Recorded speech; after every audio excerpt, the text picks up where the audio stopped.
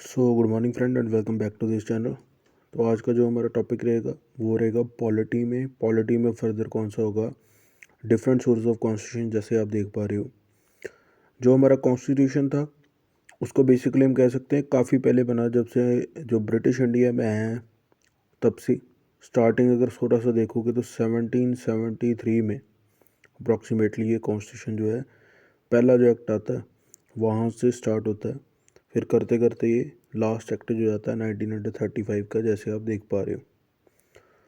तो हम इसमें ये कह सकते हैं कि जो कॉन्स्टिट्यूशन एकदम से नहीं डेवलप हुआ, काफ़ी लंबा समय लगा इसमें। जो मेन इसमें एक्ट थे उनको तो हम किसी और वीडियो में, लेक्चर में डिस्कस करेंगे। इसमें सिर्फ हमने इस टॉपिक में यही डिस्कस करना है कि कौन से डिफरेंट सोर्सेज थे जहाँ से इंडियन कॉन्स्टिट्यूशन को लिया गया है।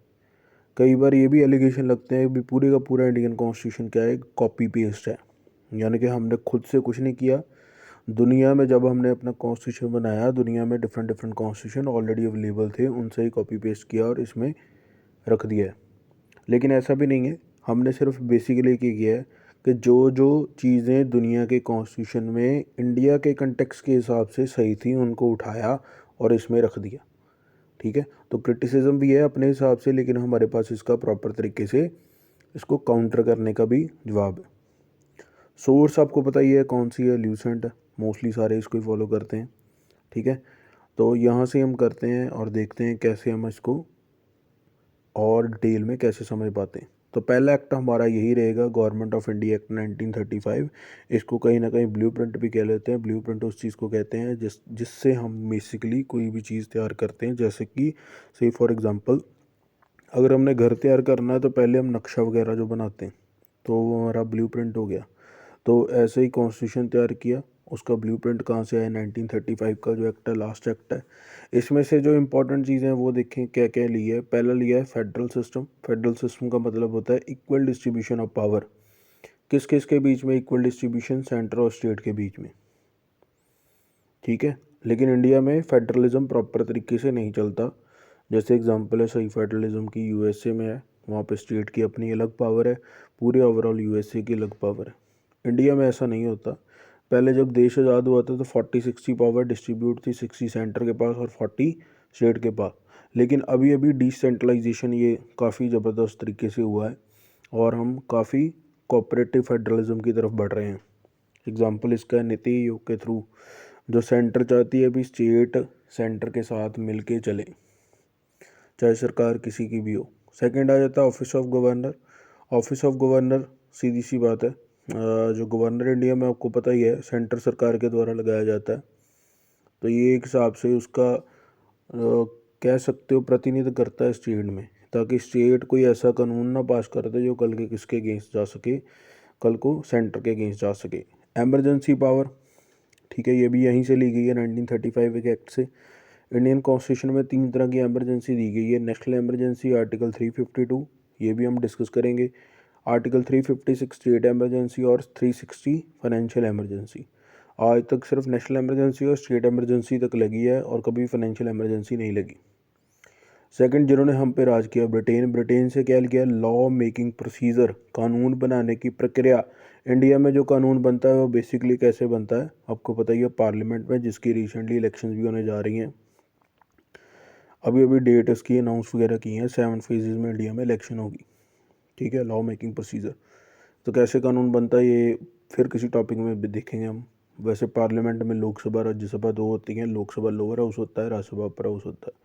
Rule of law, any case India में किसका राज चलेगा, कानून का राज चलेगा। जो पार्लियामेंट में कानून बनेगा वो ही सारे देश पे इम्प्लीमेंट होगा। मतलब पर्सन अपने हिसाब से नहीं चल सकता, कोई भी, कोई ऑर्गेनाइजेशन भी अपने हिसाब से नहीं चलती। सिंगल सिटीजनशिप, कई देशों में ड्यूल सिटीजनशिप है, लेकिन इंडिया का जो कंटेक्स्ट है इसके हिसाब से हमने और ज़रा डिविडेशन ना हो सके सिंगल सिटीजनशिप रखी है। बाई कैमरल पार्लियामेंट्री सिस्टम, ये पहले मैंने आपको बताया गया। बाई का मतलब होता है 2 कैमरल हाउसेस। तो इंडिया में 2 हाउस होते हैं पार्लियामेंट में, लोकसभा राज्यसभा। लोकसभा लोअर हाउस होता है, राज्यसभा याद रख लेना अपर हाउस होता है। ऑफिस ऑफ क्या है, CAG। CAG की फुल फॉर्म है controller and auditor general of India. इसका काम होता है ऑडिट। जो सरकार पैसा खर्च करती है वो सही जगह पे खर्च हुआ कि नहीं हुआ, इस चीज़ को चेक कौन करता है, कैग करता है। ये चीज़ें हमने कहाँ से लिया, ब्रिटेन से। नेक्स्ट आ जाता है यूएसए। यूएसए का नाम आएगा तो आपने याद रख लेना जुडिशरी। कॉन्स्टिट्यूशन के 3 मेन पार्ट हैं, पिलर हैं, judiciary, legislator and executive. Judiciary आप कह सकते हो मोस्ट प्रॉब्ली उसकी जो अच्छी अच्छी चीज़ें, सारी चीज़ें हैं वो वहीं से ली गई हैं। पहली है इंडिपेंडेंस ऑफ जुडिशरी। जुडिशरी को सेपरेट रखा जाता है दोनों वाले ऑर्गन से, लेजिस्लेटिव और एग्जीक्यूटिव से भी। ठीक है। जुडिशियल रिव्यू, यानी कि जुडिशरी किसी भी टाइम पे कोई भी चीज़ को, किसी भी कानून को फिर से देख सकती है, इवन अपने पास किए हुए ऑर्डर को भी फिर से देख सकती है। फंडामेंटल राइट्स, मौलिक अधिकार, जो कॉमन मैन के लिए बड़े इंपॉर्टेंट है, पार्ट नंबर 3 में दिए गए हैं, article number 12 to 35। Supreme court और हाई कोर्ट के जजेस को भी रिमूव किया जा सकता है, वो भी प्रोसेस हमने कहाँ से लिया है, यूएसए से। प्रीएम्बल, जो first page of Indian constitution या मिरर ऑफ इंडियन कॉन्स्टिट्यूशन में कहा जा सकता है, वो भी कहाँ से लिया है, यूएसए। प्रेसिडेंट और वाइस प्रेसिडेंट के जो फंक्शंस है, ठीक है, उनको भी वहीं से लिए गए। वैसे इंडिया में प्रेसिडेंट इतनी पावरफुल पोजीशन नहीं है, लेकिन स्टिल हम उसको फर्स्ट सिटीजन ऑफ इंडिया कहते हैं। वाइस प्रेसिडेंट भी कोई खास पावरफुल नहीं है, वो चेयरमैन होता है सिर्फ राज्यसभा का, और उसको रखा जाता है सिर्फ और सिर्फ इन केस प्रेसिडेंट को कुछ हो जाए तो प्रेसिडेंट की हम चेयर को वेकेंट नहीं रख सकते। नेक्स्ट है कनाडा से क्या लिया है। कनाडा में याद रख लेना ये बड़ा ही सेंट्रलाइज है, तो हमने क्या किया है, फेडरेशन तो रखा लेकिन विद स्ट्रॉन्ग सेंटर, यानी कि ये कॉपी किया है कहाँ से, कनाडा से। वहाँ से लिया गया कि इन केस अगर स्टेट कोई देश से अलग होना चाहे तो ऐसे में ज़्यादा पावर किसके पास होनी चाहिए, सेंटर के पास, कि वो इसको कर्ब आउट कर सके। यानी कि नो सेसेशन, देश से अलग कोई भी स्टेट नहीं हो सकती। ठीक है। और ज़्यादातर जो पावर्स हैं वो किसके हाथ में होनी चाहिए, सेंटर सरकार के हाथ में। और सुप्रीम कोर्ट की एडवाइजरी जुरिस्डिक्शन, सुप्रीम कोर्ट को एडवाइस करना पड़ता है प्रेसिडेंट को, इन केस अगर प्रेसिडेंट उनसे किसी भी कानून के रिगार्डिंग एडवाइस मांगता है तो वो भी इसको करना पड़ेगा। आयरलैंड से याद रख लेना DPSP, directive principle of state policy, ये भी बड़े इंपॉर्टेंट है। दिशा निर्देशक सिद्धांत पार्ट नंबर 4 में दिए गए हैं, आर्टिकल इसका 36 to 51 है। प्रेसिडेंट को कैसे इलेक्ट किया जाए, ठीक है। मेंबर जो राज्यसभा के नॉमिनेट होते हैं प्रेसिडेंट के द्वारा, अभी 12 होते हैं टोटल। फिर जर्मनी का नाम आता है, किसका नाम आता है दिमाग में, हिटलर का। तो suspension of fundamental right during the time of emergency, कि आपको कोई भी फंडामेंटल अधिकार नहीं रहेंगे इमरजेंसी के दौरान, एक्सेप्शन 1-2 के अलावा। ठीक है। राइट टू लाइफ रह जाता है और right to move to court रह जाता है। कोर्ट कहते हैं कि हम कुछ नहीं कर सकते, तो राइट टू लाइफ ही रह जाता है, वो भी इन केस अगर मार्शल लॉ नहीं लगा हुआ है जहाँ। ठीक है। फिर आ जाता है ऑस्ट्रेलिया। ऑस्ट्रेलिया से आप ट्रेड को याद रख लेना, तो कॉन्करेंट लिस्टिक ली गई है, ट्रेड गेटिंग जितने भी चीज़ें हैं। साउथ अफ्रीका से एक तो महात्मा गांधी वहाँ पे गए थे हिस्टोरिकल पॉइंट ऑफ व्यू से, उसके अलावा हमने जो अमेंडमेंट 2/3 मेजॉरिटी के थ्रू होती है वो पार्लियामेंट में, ये भी एक्सप्लेन करेंगे कैसे होती है, वो भी ज़्यादा अगले किसी लेक्चर में एक्सप्लेन करेंगे, वो भी हमने वहीं से लिया गया है। अमेंडमेंट का मतलब होता है कॉन्स्टिट्यूशन में जहाँ कुछ ऐड होगा या कुछ डिलीट होगा। जो मेंबर हैं राज्यसभा के, उनकी इलेक्शन कैसी होगी, वो सारा भी किससे लिया है, साउथ अफ्रीका से।